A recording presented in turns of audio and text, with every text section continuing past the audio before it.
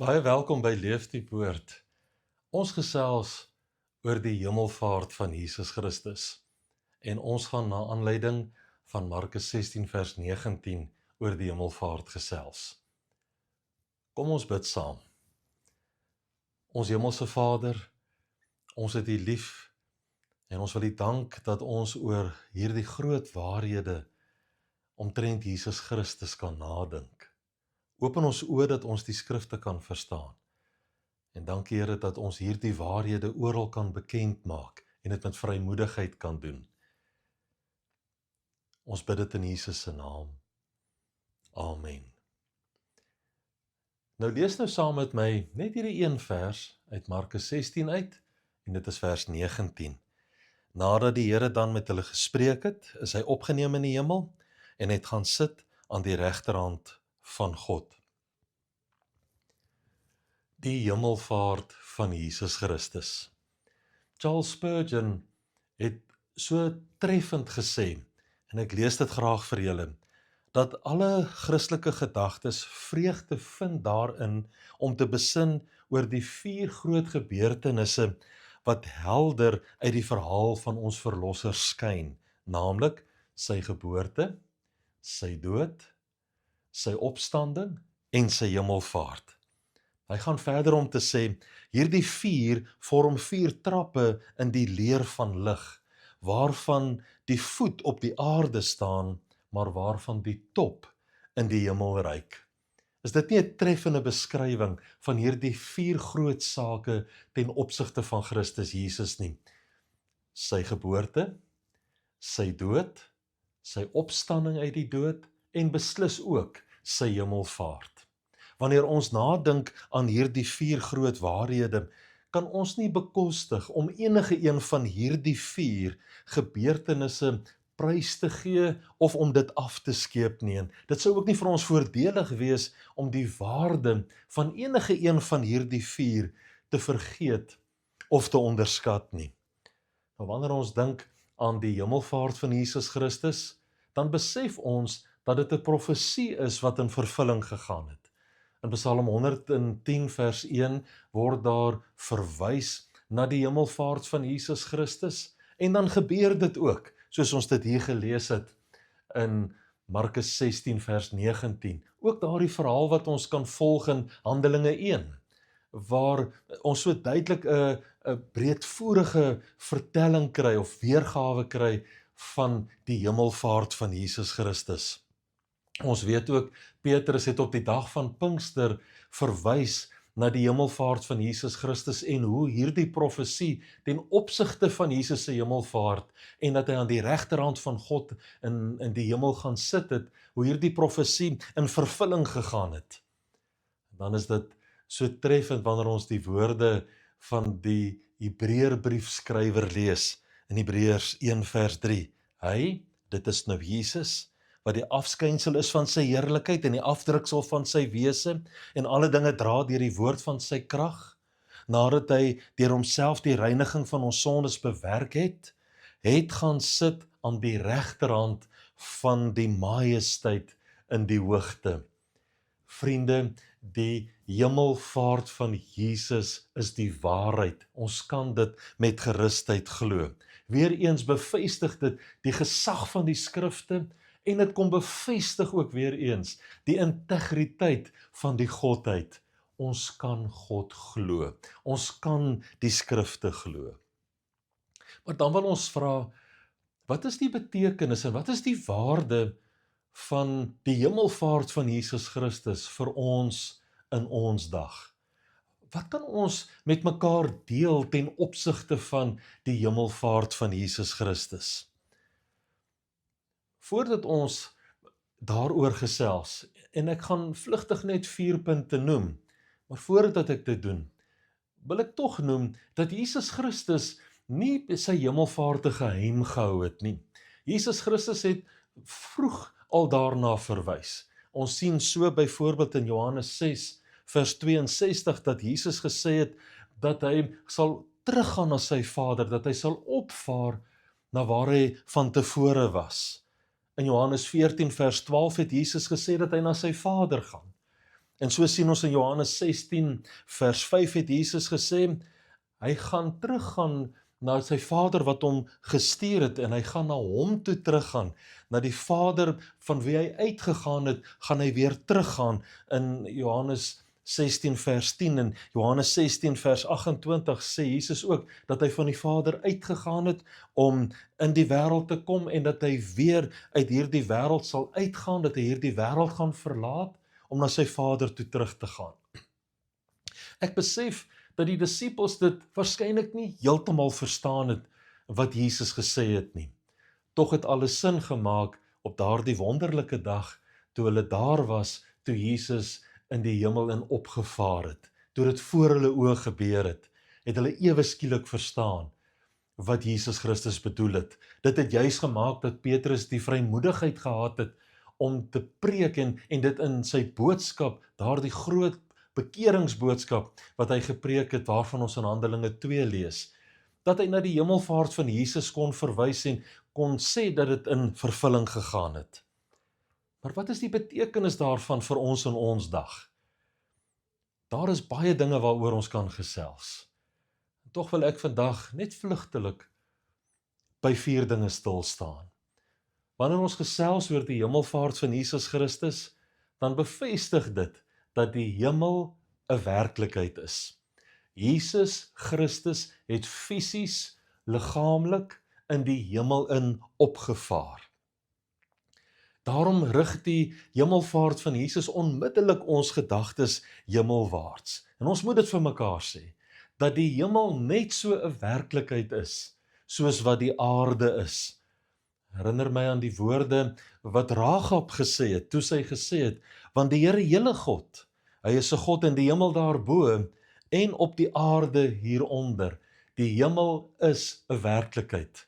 Dawid het ook gesê in Psalm 139 vers 8, klim ek op na die hemel, U is daar.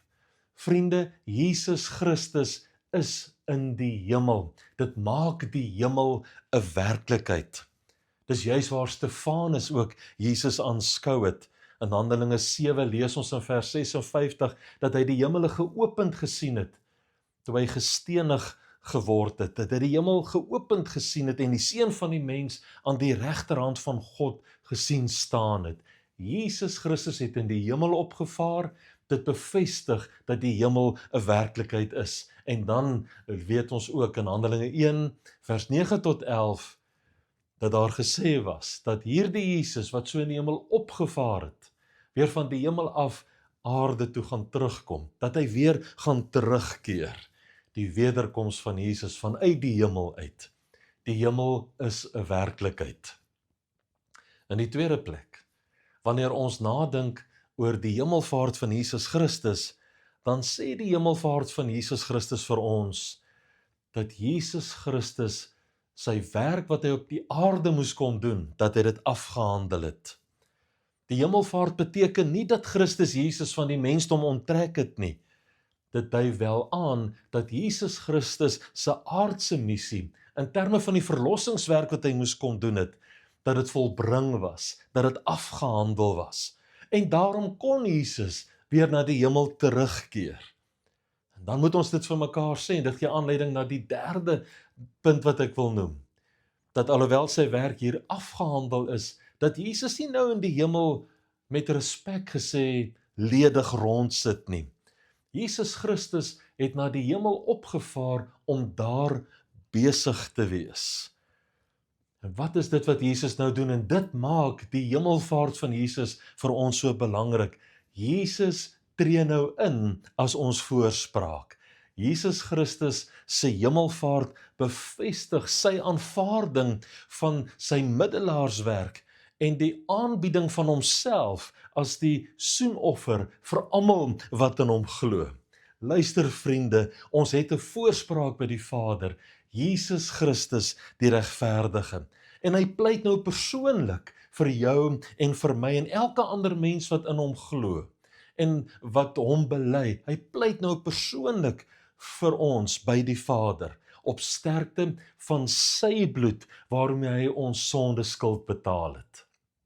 In Hebreërs staan dit by herhaling geskrywe. Laat ons dan met vrymoedigheid na die troon van genade gaan, sodat ons barmhartigheid kan verkry en genade vind om op die regte tyd gehelp te word. Ons het 'n hoëpriester wat gaan sit het aan die regterhand van die majesteit in die hemele. En dan lees ons verder in Hebreërs 9 vers 11, maar Christus het met sy eie bloed eenmal ingegaan in 'n heiligdom, in die heiligdom en 'n ewige verlossing teweeggebring. En weer 'n keer in Hebreërs 9 vers 24, want Christus het ingegaan in die hemel self en nou voor die aangesig van God verskyn hy vir ons. Hierdie woorde is geneem uit Hebreërs 4 vers 16, Hebreërs 8 vers 1, Hebreërs 9 vers 11, vers 12 en vers 24. Jesus Christus tree nou vir jou en my en elke ander persoon wat hom bely, tree hy in as 'n voorspraak by die Vader. Jesus Christus tree namens ons op. Hy is die middelaar. Hy alleen is die middelaar en daar is geen ander een nie, want hy het opgevaar in die hemel om daar as middelaar vir jou en vir my in te tree. Want daar is een God en een middelaar tussen God en die mense, het Paulus geskrywe, en dit is die mens Christus Jesus. Hy is ons middelaar. En hy is aktief hiermee besig. Want die skrif sê, elkeen wat die naam van die Here aanroep sal gered word.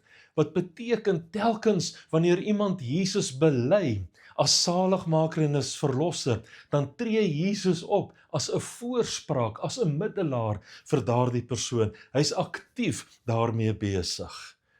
Hy is die middelaar. O, hoe heerlik om te bely dat Jesus Christus ons verlosser is en ook dat Jesus Christus ons middelaar is, omdat ons weet dat ons nie met verganklike dinge soos silwer of goud losgekoop word uit die ydelle lewenswandel nie, maar deur die kosbare bloed van Christus, soos van 'n lam sonder vlek of rimpel, soos 'n lam sonder gebrek en vlekkeloos. 'n vierde gedagte wat belangrik is wanneer ons nadink oor die hemelvaart van Jesus Christus. Vriende, die hemelvaart van Jesus Christus bevestig hom as die Here. Ja, die hemelvaart bevestig Jesus as die Here. Jesus Christus is die geliefde seun van God, in wie God die Vader 'n behaag het. En die Vader het hom 'n naam gegee wat bo elke naam is. En dat elke tong sou bely, lees ons in Filippense 2 vers 9 tot 11, dat elke tong sal bely dat Jesus Christus die Here is. Is dit nie kosbaar om dit te lees nie? En dis reg, vriende, die hemelvaart van Jesus Christus is die onherroeplike ewige bewys dat Jesus Christus die Here is.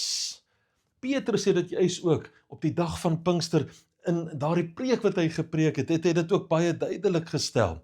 Kom ek lees dit vir julle. Handelinge 2 vanaf vers 32.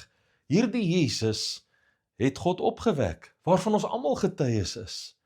Nadat hy deur die regterhand van God verhoog is, en van die Vader die belofte van die Heilige Gees ontvang het, het hy dit uitgestort, wat julle nou sien en hoor.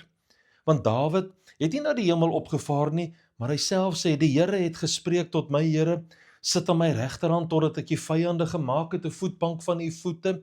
En hoor nou, Handelinge 2 vers 36, laat die hele huis van Israel sekerlik weet, dat God hom Here en Christus gemaak het, hierdie Jesus, wat julle gekruisig het, dat God hom Here gemaak het. Luister, God het hom Here gemaak. Daarom uit elke stam en nasie, volk en taal, is Jesus Christus die Here van almal wat glo. Handelinge 10 vers 36. Is dit nie wonderlik om hierdie waarhede te hoor nie? Vriende, dis net weer eenmaal 'n bewys dat God in sy handelinge doelgerig is. Wat 'n verbuisterende groot God en Hemelvader en sy Seun, wie die Here is.